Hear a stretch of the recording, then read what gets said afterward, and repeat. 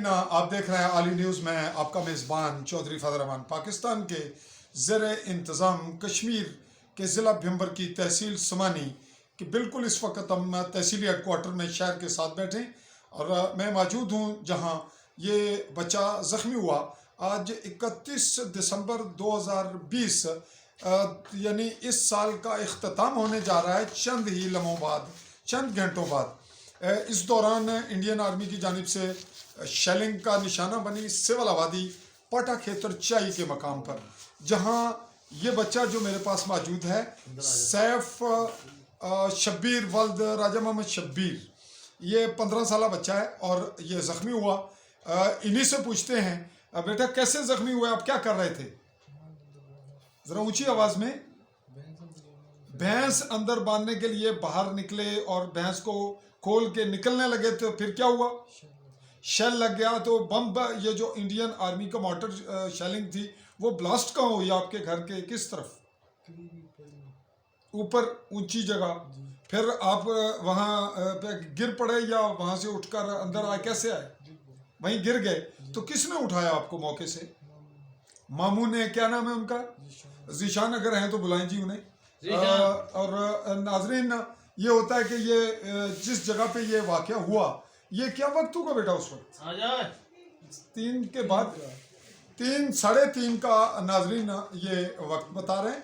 और चूंकि मेरा भी ताल्लुक वहीं से, आप इस जानिब आए बैक साइड पे, यहाँ बैठ जाए इनके पीछे।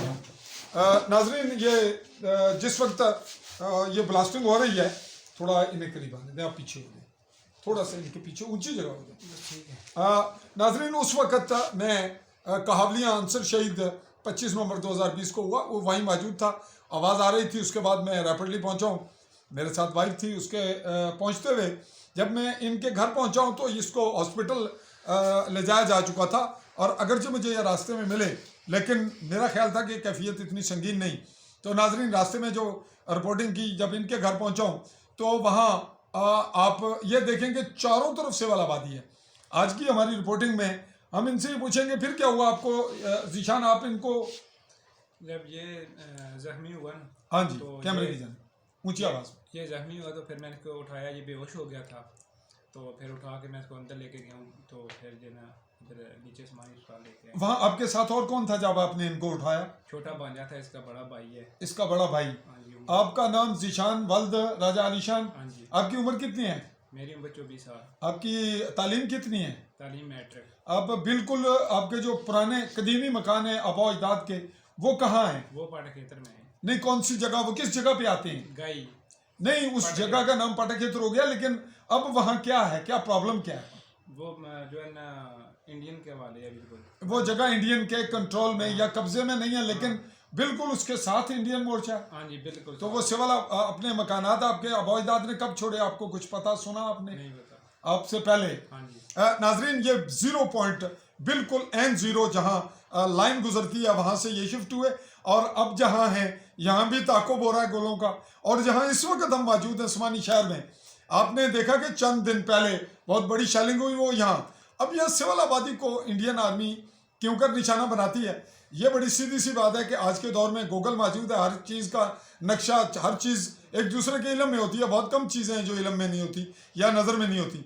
सिविल आबादी को क्यों कर निशाना बनाया जाता है, ये मामला अब बहुत गौर तलब है। और अक़वाम मुत्तहिदा के लिए खुसूसन और दीगर जो यूरोपियन ममालिक हैं जिन जहाँ इंसानी कदर की जाती है, वहाँ मज़हब को और या किसी और रंग नस्ल को नहीं देखा जाता।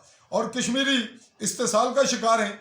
हम कश्मीरी, मेरे पास बैठे हैं ये बच्चे हैं, शायद ये मेरी बात को काटें ना काटें, और लोग होंगे जो सुनेंगे। हम कश्मीरी ये चाहते हैं कि अक़वाम मुत्तहिदा की जो करारदादें हैं वो ये कहती हैं कि यहाँ से अफवाज जो गैर मुल्की हैं, वो इंडियन है या पाकिस्तानी, वो यहाँ से निकल जाएं और अक़वाम मुत्तहिदा कंट्रोल संभाल कर यहाँ हक़ राय दी जो राय शुमारी है उसका काम करे। तो इसको 74 साल में, 75 साल में, अब तो अगर कहीं शौक भी हो फौजों को आपस में फायरिंग शेलिंग का, वो तो डायरेक्ट लगनी चाहिए। जहाँ सिविल आबादी है वहाँ क्यों कर वो ब्लास्टिंग होती है, क्यों कर सिविल निशाना बनते हैं? सिविल का कसूर क्या है? भरतौर हम ये आज के वाक़े में अब फिर कहाँ है, हॉस्पिटल क्या हुआ? हॉस्पिटल में जो पट्टी छटी हुई है तो टांके लगे हैं, 4 टांके लगे हैं, वो शेल लगा है। 4 और शल तो निकल गया, हाँ निकल गया था चलते हुए लगते हुए। नाजरीन, हमने उस जगह की रिपोर्टिंग की है।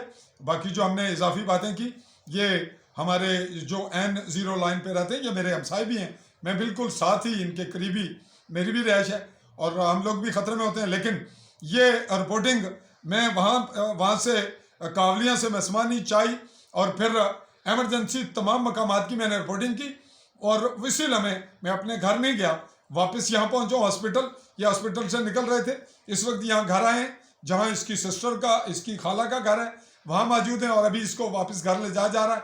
हम ये आखिरी क्लिप बना रहे हैं, बाहर गाड़ी इनका वेट कर रही है। ये तमाम लोग वो जो देख रहे हैं ओवरसीज़ कश्मीरी, और ख़ुसूसन ओवरसीज़ के लिए मैं तब कह रहा हूँ कि उन्हें बाहर बैठे हुए कभी बारिस्टर साहब उनके पास जा रहे हैं और वो कश्मीर पे डिसीजन दे रहे हैं, कभी राजा फारूक हैदर साहब जा रहे हैं, कभी सरदार अतीक साहब जा रहे हैं। और ये लोग भाई जो कुछ भी हैं, बॉर्डर पे गोले हम खाते हैं, जख्मी हम होते हैं, हम भी कश्मीरी हैं, हम में से भी कोई लीडर बन सकता है। तो हमारी जान कब छूटेगी? जब हमारी औलादें, हमारी नस्लें जो 5-6 नस्लों में कुर्बानियाँ दे रहे हैं, ज़बा हो रहे हैं, हमारी टांगें उड़ रही हैं, वो हम में से भी कोई लीडर बन सकता है, वो भी MLA बन सकता है। तो ये नोट रखें कि कश्मीरी ये चाहते हैं कि रायशुमारी का उन्हें हक दिया जाए और हमारे जो मासूम बच्चे हैं, ये जो प्रैक्टिस है और शेलिंग की वो हम पे ना की जाए।